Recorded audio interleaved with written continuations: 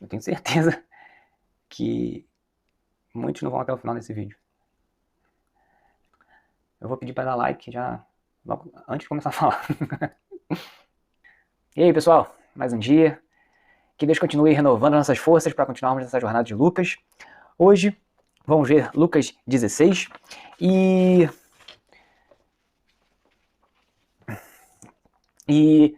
quando vocês estiverem vendo esses vídeos, se vocês gostarem, aperta aqui no botão do joinha, do gostei, porque isso ajuda no engajamento dos vídeos, não só nesses vídeos de Lucas, mas nos vídeos das pregações, quando você estiver vendo uma live da igreja, sempre que possível, clique lá no gostei, porque isso ajuda a expandir a divulgação dos vídeos. Mas vamos lá. Lucas 16. A parábola do administrador astuto. Uma parábola intrigante. Jesus disse a seus discípulos: o administrador de um homem rico foi acusado de estar desperdiçando seus bens. Então, ele o chamou e lhe perguntou: que é isso que estou ouvindo a seu respeito? Preste conta de sua administração, porque você não pode continuar sendo o administrador. O administrador disse a si mesmo: meu senhor está me despedindo. O que farei? Para cavar não tenho forças, e tenho vergonha de mendigar. Já sei o que vou fazer para que, quando perder o meu emprego aqui, as pessoas me recebam em suas casas. Então chamou cada um dos devedores do seu senhor, perguntou ao primeiro: quanto você deve ao meu senhor?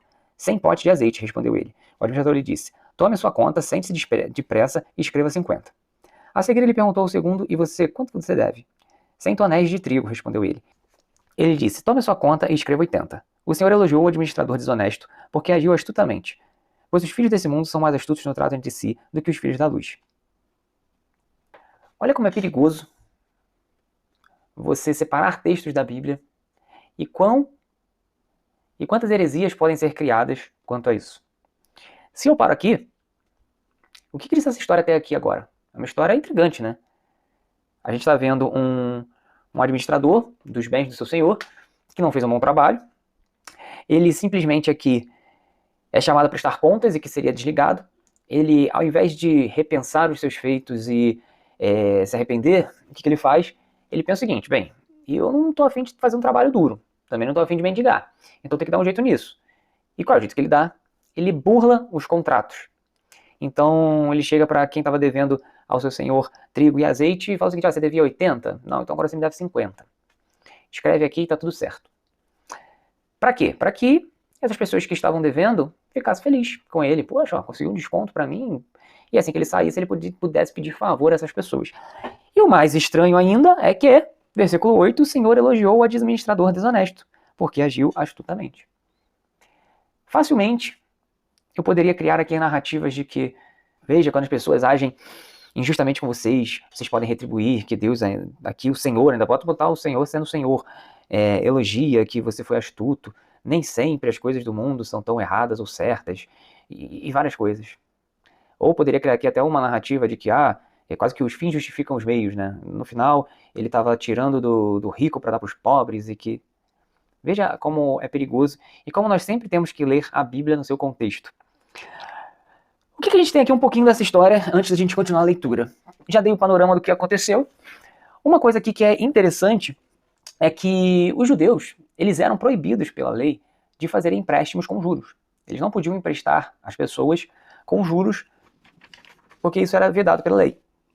Então uma forma de você burlar, dar um jeitinho brasileiro, né, nisso, ao invés de você emprestar dinheiro, você emprestava inflacionado, digamos assim, alguns bens, como o trigo aqui e como o azeite. Então o que esse administrador teoricamente faz? Esse administrador, vendo que ia ser desligado, ele tira os juros dessas transações. Ele volta essas transações pelo valor principal. Então o que acontece? As dívidas reduzem.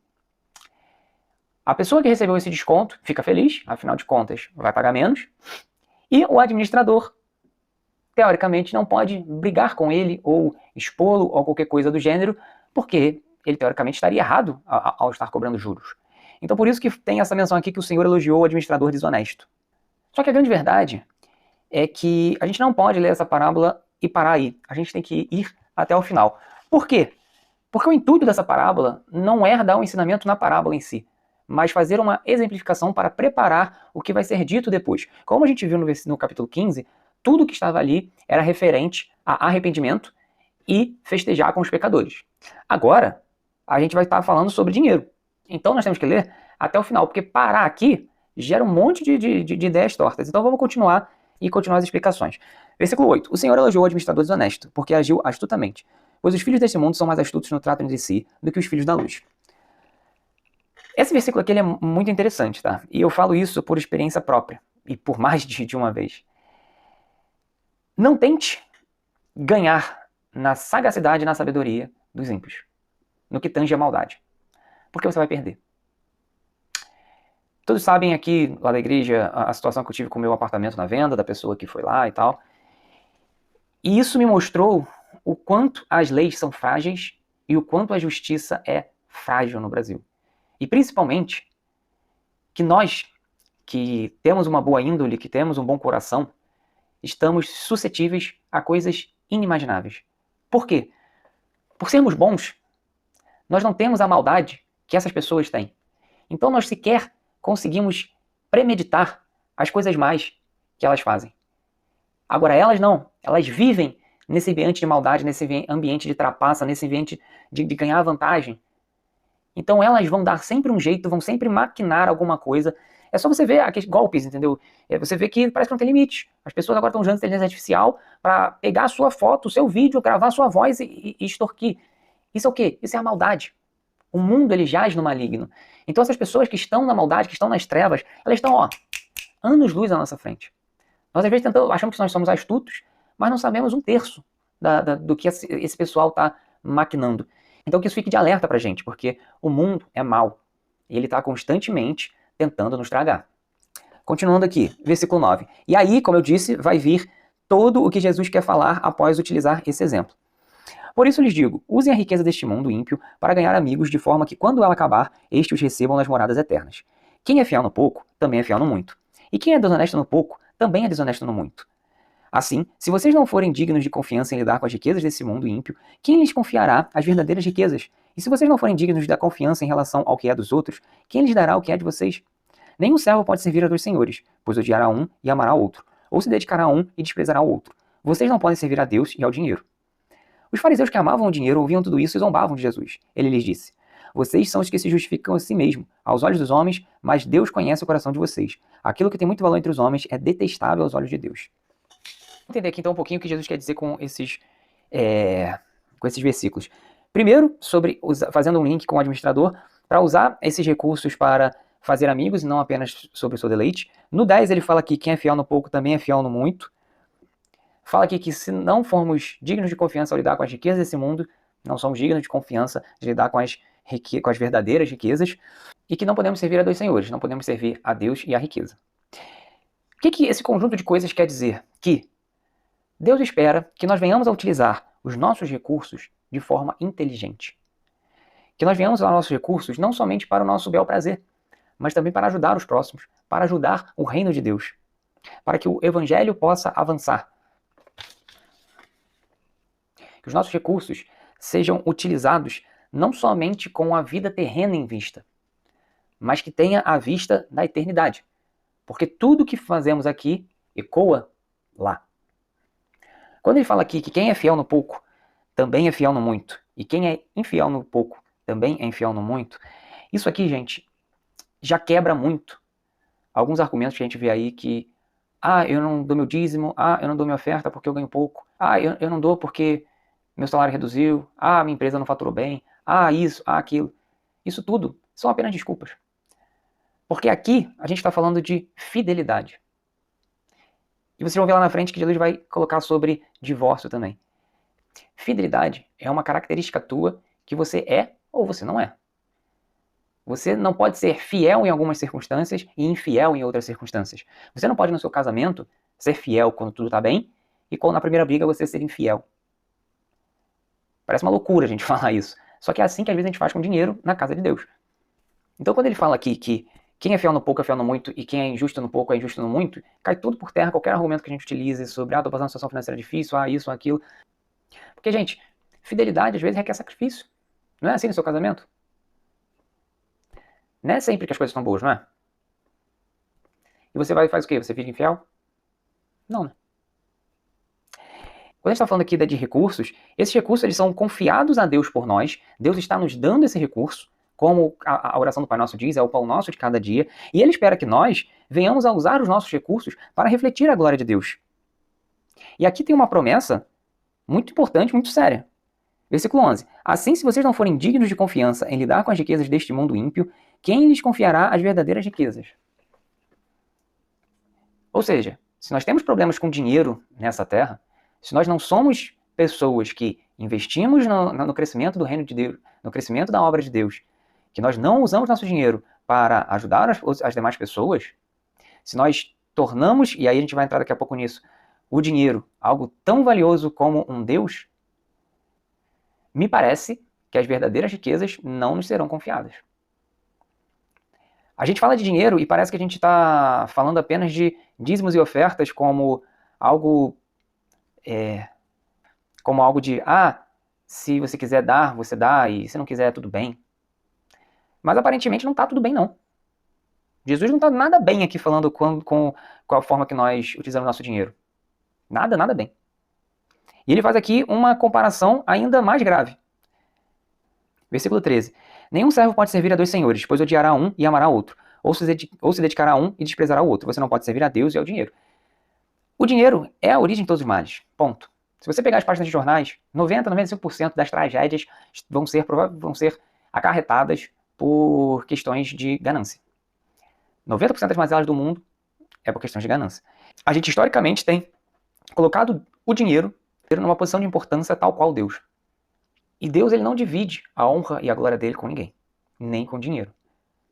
A Bíblia fala que amarás a Deus acima de todas as coisas. Se você não consegue amar a Deus acima do dinheiro, você está colocando o dinheiro no mesmo patamar de Deus. Você está adorando a Deus e a Mamon da mesma forma. E isso tudo que está sendo falado aqui não é no intuito de arrecadar dinheiro ou aumentar os dízimos da igreja, mas é trazer a seriedade que esse assunto tem. E é um tema tão delicado e tão polêmico que, como eu disse agora, quando você vai tocar nesse assunto, parece que você está fazendo para ter benefícios próprios. E tantas igrejas que fazem mau uso do dinheiro, né? Arrecadam muito, fazem muito mau uso do dinheiro, que parece que você está indo pelo mesmo caminho. Então, às vezes, a igreja fica meio receosa do que vai falar, de quem vai escutar, o que vai pensar, quando, na verdade, nada que está sendo dito aqui está além do que Jesus falou. Estamos apenas parafraseando o que Jesus falou. Assim como falamos de tantas outras coisas, de arrependimento, de tantas outras coisas, Jesus ele pega agora e fala de dinheiro. E faz acusações seríssimas. Mas mesmo que exista mesmo que seja um assunto delicado, é necessário a gente tocar, porque Jesus tocou aqui. Tocou com graves acusações, linkando inclusive a forma como nós utilizamos o nosso dinheiro com a nossa ida para o céu.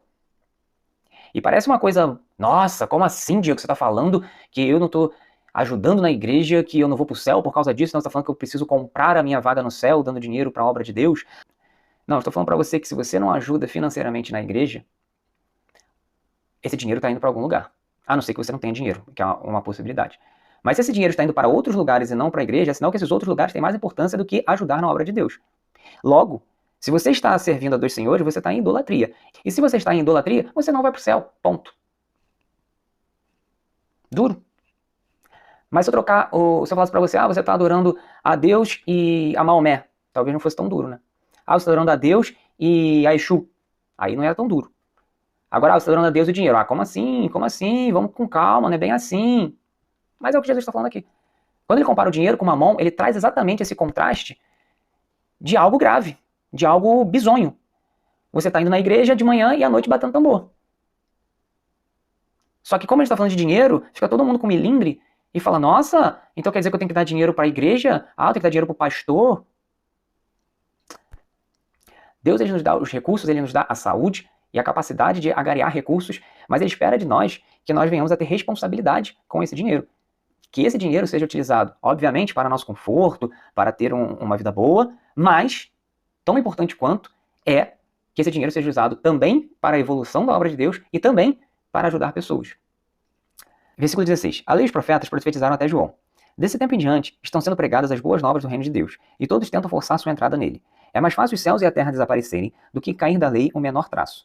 Quem se divorciar de sua mulher e se casar com outra mulher estará cometendo adultério, e o homem que se casar com uma mulher divorciada estará cometendo adultério. Jesus aqui, no meio do caminho, ele vai talvez até propositalmente, fazer um paralelo, como eu fiz, da questão da fidelidade. Então ele vem falar aqui sobre a fidelidade e sobre como esse ponto aqui do divórcio, ele também não estava sendo muito bem seguido pelos fariseus, pelos judeus daquela época, que estavam usando de subterfúgios para justificar divórcio. Versículo 19. E aí no versículo 19, Jesus volta para falar sobre dinheiro. Havia um homem rico que se vestia de púrpura de linho fino e vivia no luxo todos os dias. Diante do seu portão, fora deixado um mendigo chamado Lázaro, coberto de chagas. Este ansiava comer o que caía da mesa do rico. Até os cães vinham lamber suas feridas. Chegou o dia em que o mendigo morreu, e os anjos o levaram para junto de Abraão. O rico também morreu e foi sepultado. No Hades, onde estava sendo atormentado, ele olhou para cima e viu Abraão de longe com Lázaro ao seu lado. Então chamou: Pai Abraão, tem misericórdia de mim, e manda que Lázaro molhe a ponta do dedo na água e refresque a minha língua, porque estou sofrendo muito neste fogo. Mas Abraão respondeu: Filho, lembre-se de que durante sua vida você recebeu coisas boas, enquanto que Lázaro recebeu coisas más. Agora, porém, ele está sendo consolado aqui e você está em sofrimento. E além disso, entre vocês e nós há um grande abismo, de forma que os que desejam passar do nosso lado para o seu, ou do seu lado para o nosso, não conseguem. Ele respondeu: Então eu te suplico, pai, manda Lázaro ir à casa de meu pai, pois tenho 5 irmãos, desde que eles os avise, a fim de que eles não venham também para este lugar de tormento. Abraão respondeu: Eles têm Moisés e os profetas, que os ouçam. Não, pai Abraão, disse ele, mas se alguém dentre os mortos fosse até eles se arrependeriam. Abraão respondeu: Se não houve a Moisés e aos profetas, tampouco se deixarão convencer, ainda que ressuscite alguém dentre os mortos. Aqui, Jesus fala da parábola de um rico e de um mendigo. E o rico utilizou a sua riqueza a seu bel prazer. E qual foi o destino do rico? O Hades. Ele tinha um coração duro, ele não ajudava os próximos, e ele foi para o Hades. Então, se você está achando a minha fala anterior dura, ir para o Hades é muito mais. E aqui parece que a gente está falando de reencarnação, mas a gente não está falando de voltar à vida e ser beneficiado ou prejudicado pelo que aconteceu na Terra. Não, aqui a parábola está falando de ir para o céu e ir para o inferno. E mais, ainda fala que não existe contato entre um plano e outro. Mas o que tem de muito interessante é a visão do rico de olhar a situação e falar: preciso avisar aos meus irmãos para que eles não façam a mesma burrada que eu fiz. E ele pede: manda Lázaro ir à casa do meu pai. Como assim? Bem, se algo sobrenatural acontecer, meus irmãos vão se arrepender do seu caminho e fazer a coisa certa. E aí vem a resposta: ele tem Moisés e os profetas. Ou seja, a mesma advertência que a gente está tendo aqui, através de Jesus na Bíblia, aquele rico teve. Só que aquele rico não quis mudar de caminho. Mude o seu caminho enquanto há tempo. Não espere que vai vir uma voz do além. Pelo amor de Deus. E ele enfatiza: não, pai Abraão, se alguém dos mortos fosse até eles se arrependeriam. E aí ele fala aqui: se eles não ouvem a Moisés e os profetas, tampouco deixarão convencer, ainda que ressuscite alguém dentre os mortos. Fazendo já menção a Jesus. Aqui ele está fazendo um paralelo para os fariseus. Ele está dando um recado para os fariseus, porque, como a gente leu anteriormente, os fariseus debochavam de Jesus pela forma como ele falava sobre as riquezas, sobre não ajuntar riquezas. Então, os fariseus, eles eram como aquele irmão mais velho da parábola do filho pródigo. Aquele filho mais velho, ele estava ali vendo o pai gastar um novilho gordo com o filho, vendo que o filho ia voltar, e ele estava mais preocupado com o dinheiro dele que ser gasto. Ele fala: que meu irmão que fique na vala lá, mendigando, porque ele gastou o dinheiro dele. Eu não quero que use o meu dinheiro, não. E os fariseus eram mais ou menos isso. Acusavam Jesus de estar com pobres, acusavam Jesus de estar com os pecadores, não seguiam os ensinamentos dos profetas, de Moisés, juntavam dinheiro para si, acumulavam riquezas para si, e logo não escutariam também Jesus, mesmo quando Jesus ressuscitasse dos mortos. E essa é a realidade do nosso mundo. Não ache que esse mundo precisa de coisas miraculosas para acreditar na palavra de Deus. A Bíblia é bem clara aqui que mesmo que coisas miraculosas aconteçam, que mesmo que um morto ressuscite, essas pessoas não vão acreditar. E eu espero, novamente, que nós sejamos diferentes. Que nós escutemos todas as advertências que Jesus está dando há 16 capítulos e que nós não venhamos a fechar o ouvido para nenhuma delas. Não é só para do dinheiro, não, para nenhuma delas. Porque hoje você não pode falar: ah, eu não sabia, que nem esse rico aqui quis argumentar. Ah, eu não sabia. É isso, gente. Os vídeos estão ficando pesados, os vídeos estão ficando duros. Não acho que não acho que quando eu falo isso num vídeo, eu não estou falando só para vocês, é algo que está falando a mim primeiro, que eu trago para mim primeiro. Não é querer colocar um peso em ninguém. Mas Jesus entrou numa rota agora de confronto à incredulidade, à falta de arrependimento e até à idolatria daquele povo. E se essas palavras estão aqui guardadas como ensinamentos, o mínimo que nós podemos fazer é olhar para elas, olhar para nós, nos confrontarmos, nos analisarmos e vermos até onde nós precisamos mudar alguma coisa. Até onde nós temos que acertar os nossos caminhos. Cristianismo é isso. Cristianismo é carregar a sua cruz. Cristianismo é a autoanálise diária para ver quão distante você ainda está da santidade que Deus espera. Bom dia para vocês.